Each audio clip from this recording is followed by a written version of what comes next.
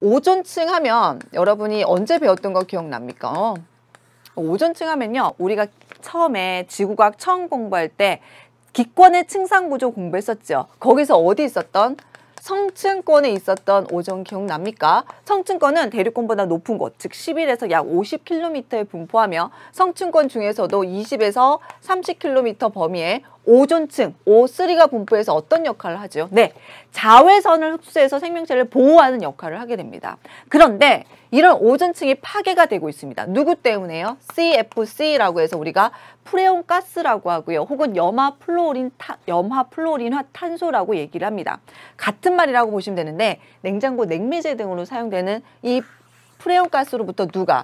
염소 원자가 분리되어서 이들이 계속해서 오존층을 어떻게 된다? 파괴시키는 겁니다. 그럼 오존층이 자외선을 흡수해서 생명체를 보호한다면 오존층이 파괴되면 어떻게 될까요? 자외선이 무차별적으로 지표까지 도달을 해서 생명체에 위협을 가하겠죠. 그 내용인데 전체적인 오존층 파괴 과정을 한번 식으로 보도록 할게요.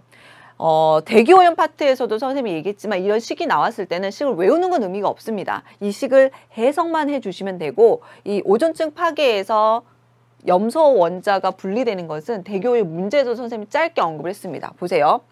지표, 대륙권, 성층권.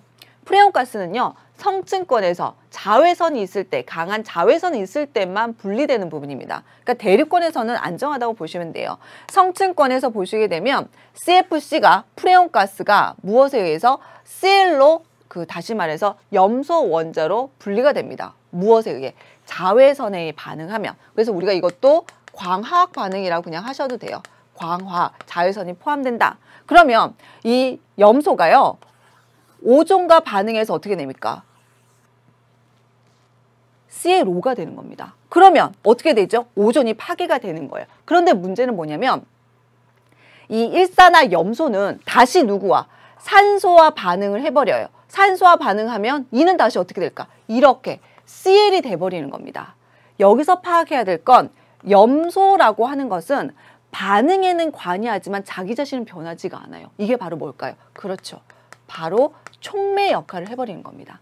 하나의 염소가 엄청나게 많은 이런 연쇄 반응에 의해서 오존을 파괴할 수가 있는 거죠. 아, CFC가 Cl로 분해되고 다시 오존을 파괴한 다음에 이렇게 넘어가는 과정에서 자외선과 반응해서 다시 염소 원자가 나타나는구나. 이게 연쇄 반응이 일어난다고 보시면 되는 겁니다. 그래서 프레온가스 중에서도 염소 원자가 어떻게 된다? 계속해서 오존을 파괴시킨다. 그럼 이게 어떤 피해를 나타낼까요? 이 자외선이 지표까지 도달을 하게 되면은 첫 번째 피부암, 백내장, 유전자 변형, 그리고 면역체계 손상, 광합선 저하 이런 전반적인 문제점이 일어나게 되는데요. 이 우리가 오존량이 적을 때를 오존홀, 오존 구멍이 생겼다고 얘기를 하죠. 이 오존홀에 대해서도 다시 한번 체크해 보도록 하겠습니다. 자, 오존홀, 우리가 오존 구멍이라고도 얘기를 하는데요. 지금 보시게 되면 DU, 이게 오존량 단위라고 보시면 되겠습니다. dob슨 단위라고 해서 색이 약간 초록색 여러분 봤을 때 띨수록 어떠하다? 오존량이 적어진다, 적다라고 보시면 돼요. 그리고 실제로 이쪽 편으로 올수록 이 면적이 어떻게 되고 있다? 커지고 있다. 다시 말해서 오존홀 면적이 크다. 이렇게 보시면 되겠습니다. 이 오존홀이라고 하는, 오존 구멍이라고 하는 것은 실제로 대기 중에서 구멍이 뻥 뚫린 게 아니고요. 오존 농도가 어떠하다? 오존 농도가 낮은 겁니다. 전혀 없는 것은 아니고. 근데 이걸 인공위성에서 촬영을 해보게 되면은 우리가 촬영한 결과를 봤을 땐 구멍이 뚫린 것 같다 그래서 오존홀이라고 얘기하고요. 이 오존 농도가 얼마나 떨어졌을 때 우리가 오존홀이라고 하냐면 220 dob슨 정도 되면 오존홀이라고 얘기를 합니다.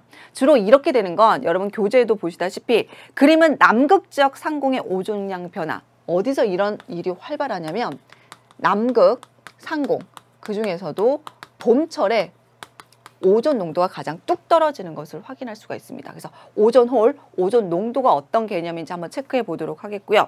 자, 마지막으로 여러분이 살펴볼 내용이 바로 뭐냐면 성층권 오존과 대륙권의 오존인데 여기서 우리가 오존 농도가 줄어들었을 때 피해에 대해서 하나 생각했었죠. 선생님이 피부암이랑 백내장 나타난다고 했는데 앞서 배웠던 기권의 성층권의 온도 분포와도 같이 연관시켜서 생각해 주실 필요도 있습니다. 기권 층상 구조에서 성층권은 오존층이 있기 때문에 태양 에너지 중에 자외선을 흡수해서 고도가 높아질수록 온도가 상승했었죠. 만약에 오존층이 파괴된다면 오존 홀이 커져서 지표까지 도달하는 자외선량이 증가한다면 성층권의 기온은 어떻게 될까요? 성층권의 온도는 낮아질 것이다. 여기까지도 예상을 해 주셔야 되는 겁니다.